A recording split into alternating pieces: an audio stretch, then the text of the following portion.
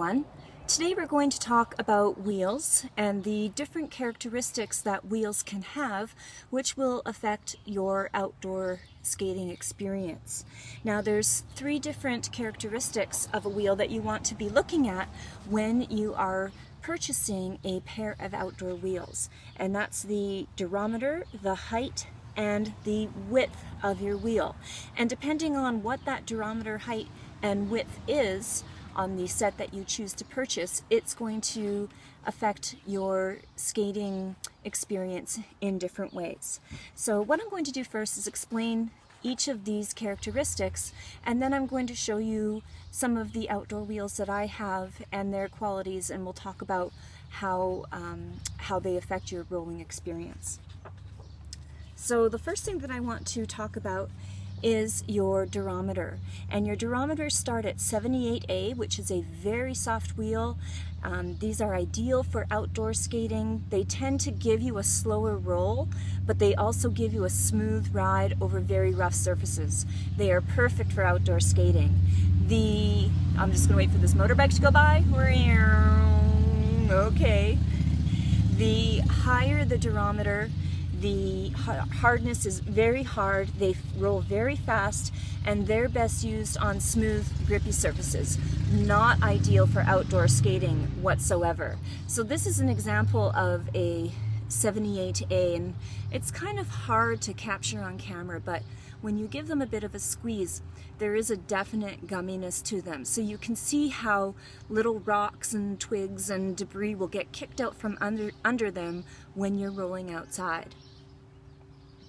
The other characteristic that I want to talk about, or the next one, is the height.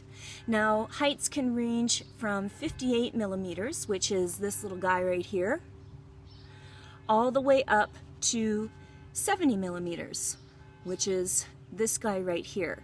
And when I just put them down side by side, you can see the difference in height. The higher the wheel, the faster roll you will get, but you will also be less stable because you are higher off the ground. So if you're going to go as high as 70, you want to make sure you know what you're doing and maybe a bit more of an experienced skater. On the lower end of that is the 58 millimeter. These are more stable, and because they don't have a lot of height, they have a slower rollout, which allows you to stay a bit more in control when you're a starting skater. So we're going to look at some of the heights in between these two in a little bit. The last criteria that I want to talk about is the width.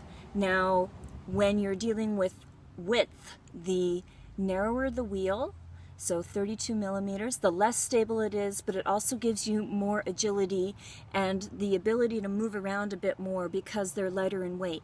Now, I believe these are a 32, and then just in comparison here,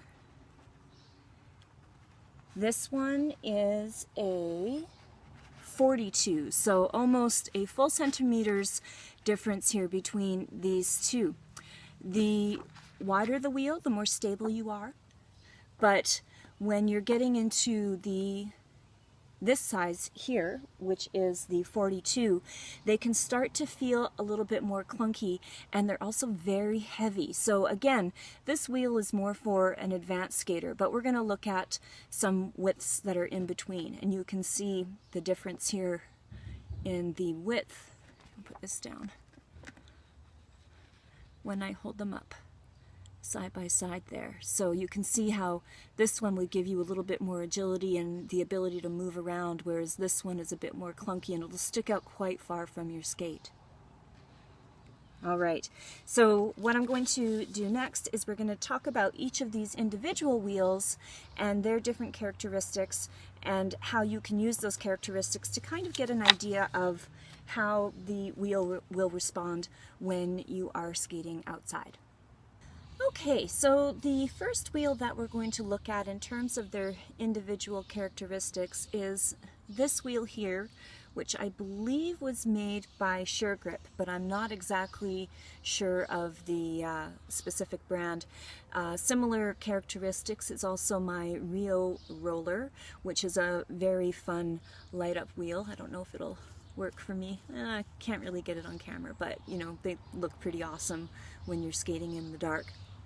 So these skates have a durometer of 78A, which means that they're a very soft wheel and excellent for outdoor skating. The height is 58 millimeters, so that's not very tall, which means that this wheel will give more stability because you're lower to the ground. It's also a slower wheel because of its lack in height. The width is 32 millimeters. Now, the characteristics of 32 millimeters means that it's less stable and more agile, but when you mix the narrow wheel with the short height, you actually do get a good level of control for a beginner skater. So if you're looking for a wheel that's agile but still has a level of stability to it, this size is a really nice one for a beginning skater. The second wheel that I want to talk about is the Poison brand. Now this one is the Atom Poison alloy, but there is also a similar brand that has a plastic hub instead of this aluminum hub. The characteristics of this wheel is 84A, so it's a little bit higher than what the standard outdoor wheel is. Its height is 62 millimeters and its width is 38 millimeters. Now this wheel I would call a really nice middle of the road wheel. Because its durometer is higher, this allows you to wear it indoors and outdoors, so it's often referred to as a hybrid wheel. Its height is 62, which is a really nice middle of the road. It's not too high, it's not too low, so you get a really nice mixture of stability and rollout for a beginner skater. Then the width is a 38 millimeter, so it's not the widest, it's not the narrowest. Again, it's just right.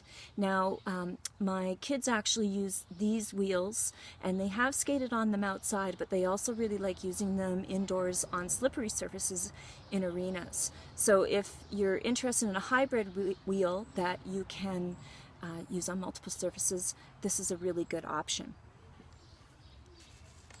The next wheel is actually my personal favorite wheel when skating outside, and it is the Radar Pure. This one is 78 for durometer, which means it's very soft and perfect for outside. Its height is 66 millimeters, so it is getting up there in height, but it has a really nice fast rollout because I do like to skate pretty fast on pads, and it makes skating faster effortless because of this height. The width is 38 millimeters, so again, it's kind of in the middle of the road, not too narrow, so I don't lose control, but it's not too wide, so they feel clunky. So this is a really nice combination wheel and one of my favorites, and it has a really good combination of width and height to get the rolling experience that I want. The final wheel is the Kryptonics. Now, I bought these when they were on sale, and I thought I was getting a really good deal, but I'm kind of regretting this purchase. This is a very large wheel when you compare it in width to the Radar. So it's sticking out that much more. Or the height, I mean. Or no, the width. There we go. It's kind of hard to see. And just those few millimeters makes a huge difference in my skating experience. Yes, the width makes them very, very stable, but I feel at this point they're on the verge of clunky. And when you mix clunkiness to its height of 70 millimeters, you have a little bit of instability. So I rarely roll on these under any circumstances. I will put them on, but I'm definitely not going to go my top speed like I do on my Radar Pures because I feel very unstable due to their weight and their clunkiness and how much higher they are off the ground in comparison to my Radar Pures. So when you are purchasing your own outdoor wheels, make sure you are looking at your durometer. You want it very soft. Your height, you want it a good height to keep you stable. And your width, you want it to be wide enough to give you that mixture of stability and agility. If you have any questions, please feel free to visit my Facebook page, Learn to Roller Skate YQL, and make sure to like our group in order to join the free roller skating lessons that are starting in Lethbridge on July 7th. That's all the time I have for now. Thanks for watching.